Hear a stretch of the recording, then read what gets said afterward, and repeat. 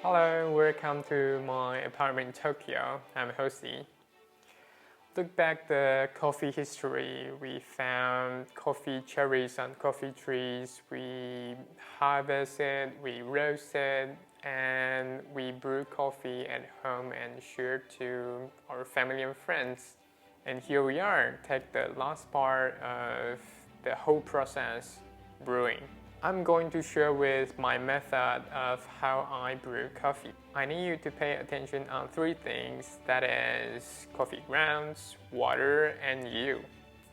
Let's talk about the coffee bean first. Luckily, we all can find good coffee roasters in town these days. If you haven't found one, go check them. I mean, on Google Maps if you have to stay at home right now.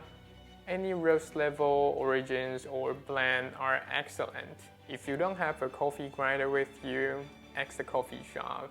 That's a smart and easy way to get a bag of nice ground beans. Second is about water. The idea of operating a drip kettle is to pour consistently. What I mean here is the height, strength, and angle. And that's the point today. Last is you. Trust yourself, you can brew a good cup of coffee for yourself today. Let's brew some coffee and start a positive and creative day.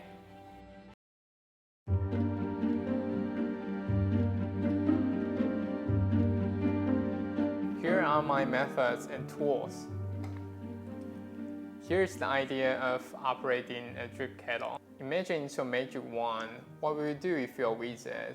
You practice the power while you're using the spells. Here we do the same. We practice the power of water while brew coffee. Take my drip kettle as an example. Here we practice from weak to strong and stop. Weak, strong, and stop. It helps you to control the flow so that we can pay more attention to the coffee bed while pouring. The pouring technique that I use is to pour weakly to wet the coffee bed and stop. Pour steadily to saturate the coffee grounds with concentric circles. Any coffee techniques requires time to make it part of yourself, so don't worry too much, just have fun with your drip kettle. Let me start to brew some coffee and using the technique we just practiced.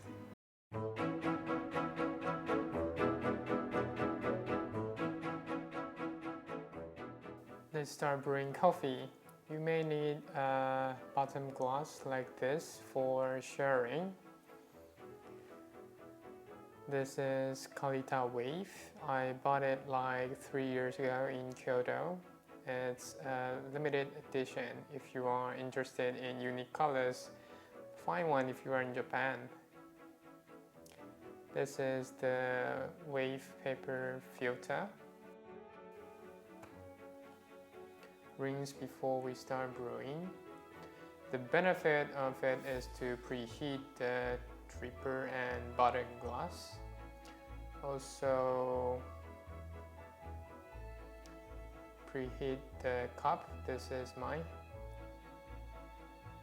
Let's retake a look at the method. Here we are going to place 15 grams of coffee grounds.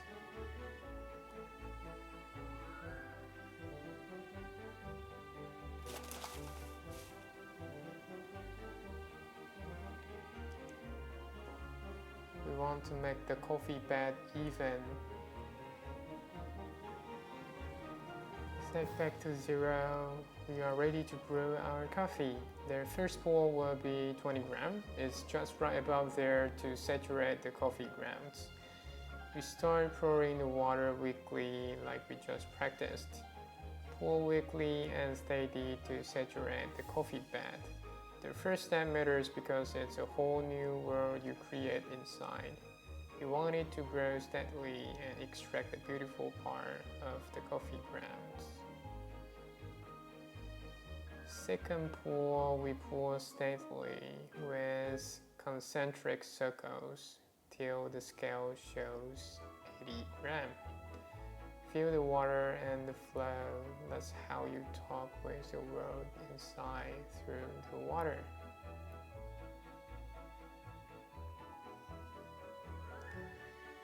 Let's start pouring the third pour while the coffee bed is lower because we want the flow to keep going.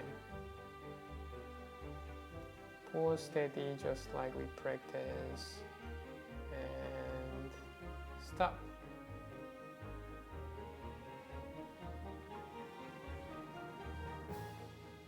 Last,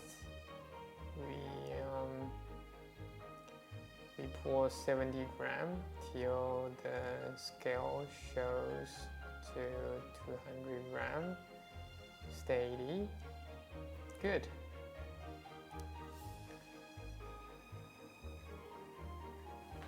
Last, we take a smell while the coffee drains out.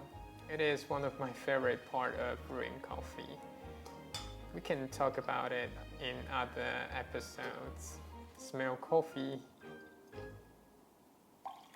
Dump the preheated water.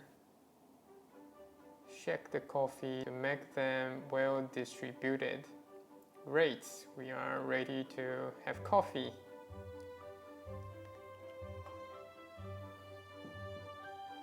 Cheers.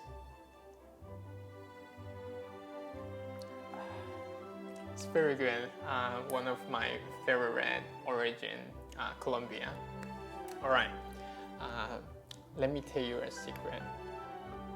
So coffee is all about control the power of water. That's why I want to share with you how to operate a drip kettle first. Share the coffee we just brewed with your family or friends while you are staying at home.